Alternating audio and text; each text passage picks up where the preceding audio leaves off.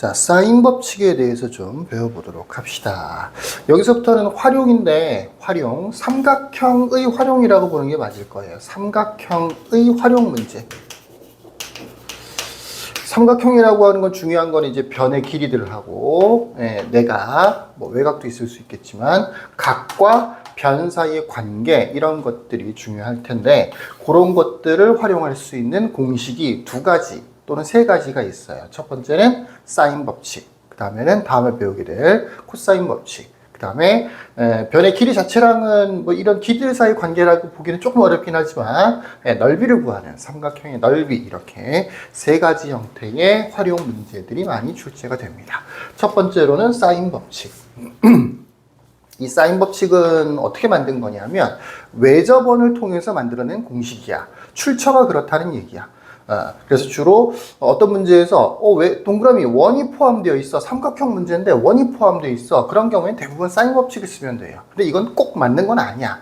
아주 쉬운 연습 문제 같은 경우에는 사인 법칙, 코사인 법칙, 그 다음에 넓이 셋 중에 하나의 공식으로 문제가 풀리는 경우도 있지만, 조금만 복잡해지면 사인 법칙도 쓰고 코사인 법칙도 쓰고 넓이도 이용해야 되고, 이렇게 두세 가지 형태의 공식이 결합되어 있는 문제들이 많다 보니까 꼭 어느 하나만 써서 정답을 구할 수 있다, 이건 좀 아니에요.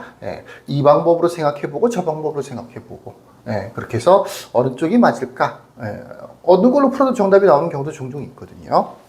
근데 일단 외접원이란 말이 나오면, 외접원이라는 말이 나오면 무조건 사인 법칙은 필수로 써줘야 되는 거예요. 사인 법칙은 꼭 써줘야 된다.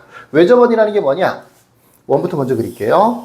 원과 삼각형 사이의 관계에서 삼각형의 세 꼭지점, 이 세 꼭지점을 지나는 원이 무조건 존재하거든. 딱 한 개. 그 원을 외접원이라고 합니다. 이 외접원에는 중심이 있겠죠. 원이니까 요 중심을 뭐라고 하느냐면 외심이라고 하죠. 요거는 중2 때 배웠죠. 외심이라고 하는 점도 있어요. 뭐냐? 외접원의 중심. 삼각형의 세 꼭지점을 지나는 원이 있는데 그 원을 외접원, 그 원의 중심을 외심이라고 하는 겁니다. 이 외접원의 반지름의 길이, 외접원의 반지름. 보통 원에서 반지름은 소문자 r을 많이 쓰는데, 이 외접원의 반지름, 이 사인 법칙 요 단원에서는 대문자 r을 써요, 주로. 왜 그러냐? 내접원하고 구분을 하려고 그러는 것 같아요. 내접원의 반지름은 주로 소문자 r을 쓰고, 외접원의 반지름은 주로 대문자 r을 쓰더라고요. 삼각형이 있으면, 삼각형이 이렇게 A, B, C가 있으면 내각이 이렇게 세 개 있죠. A의 맞은편에 있는 이 변의 길이를 보통 소문자 A로 많이 나타내요. B 반대편에 있는 이 길이를 소문자 B로, 여기를 C로, 또 이것의 외접원의 반지름을 주로 대문자 R로 많이 나타내는데, 이 각과 변, 또 이 외접원의 반지름 사이에 어떤 관계가 있느냐? 사인 A분의 A가 2R이 돼요. 사인 A, 요 각에 대해서 사인 값분의 반대편에 있는 변의 길이, 사인 A분의 A가 2R이 돼요. 얘만 그런 게 아니고 사인 B분의 B도 2R이 됩니다. 또 사인 C분의 C도 2R이 되는 거예요.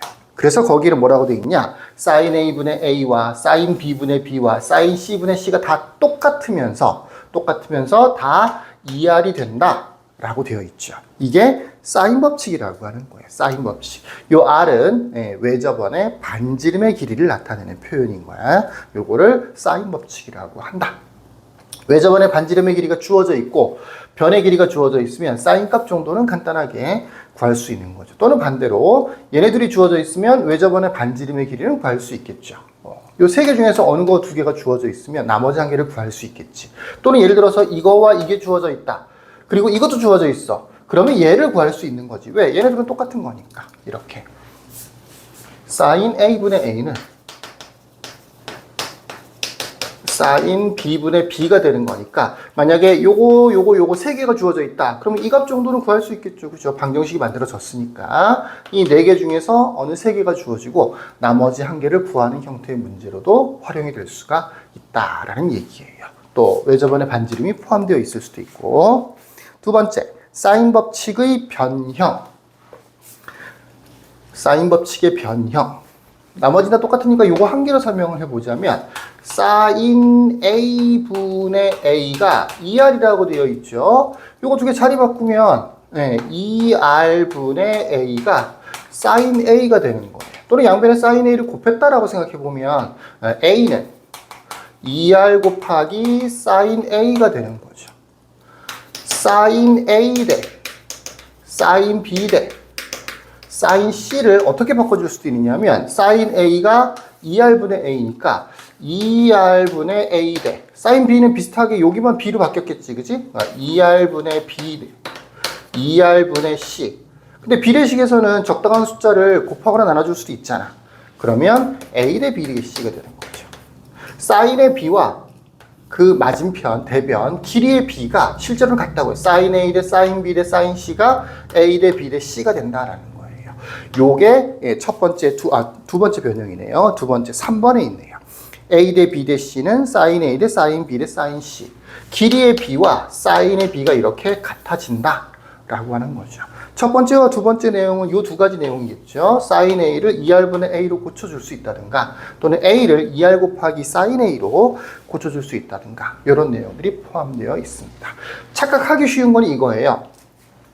착각하기 쉬운 거는 삼각형에서는 원래 각 A와 각 B와 각 C를 더하면 180도가 되는 거잖아. 180도. 그래서 이제 뭐 이거를 뭐 파이라고 볼 수도 있겠죠. 180도가 될 수 있어요. 이 각의 B가 예를 들어서 1대 2대 3이야. 이렇게 나오는 경우가 있어. 아, 뭐랬어? 사인 법칙에서는 이 각의 B하고 변의 길이의 B가 똑같은 거니까 A 대 B 대 C가 1대 2대 3이야. 이렇게 착각을 하는 경우가 종종 있어요. 각의 B가 아니고 사인의 B예요. 사인의 B. 이 각의 B가 주어져 있는 거는 전체가 180도다 보니까 각 A가 뭐 30도고 각 B가 60도고 각 C가 90도고 이렇게 각의 크기를 알 수 있게 해주는 거지 사인의 B가 아니에요. 각의 B와 길이의 B는 별 관계가 없어요. 이렇게 풀면 안 돼. 요거는 원래 내용상으로 설명할 건 아니지만 굉장히 많은 경우에 질문들을 많이 하기 때문에 요거는 추가적으로 실수하지 말라고 설명을 해주는 겁니다. 이렇게 풀면 안 돼. 각의 B가 삼각형에서 각의 B가 주어져 있다는 얘기는 각의 크기를 구할 수 있다는 얘기야. 크기를 구했으면 거기에 대해서 이제 사인 A, 사인 B, 사인 C를 구해야 그게 A 대 B 대 C랑 똑같아지는 겁니다. 자, 기본적인 사인 법칙, 사인 A분의 A와 사인 B분의 B와 사인 C분의 C가 2R이 되더라. 그래서 요 식을 잘 변형을 시켜서 사인 A를 2R분의 A, 사인 B를 2R분의 B, 사인 C를 2R분의 C 이렇게 고치는 경우도 있고 A를 2R 사인 A, B를 2R 사인 B, C를 2R 사인 C 이렇게 고치는 경우는 좀 드물긴 해요. 보통 길이로 표현하지 각으로 표현하지는 않거든요.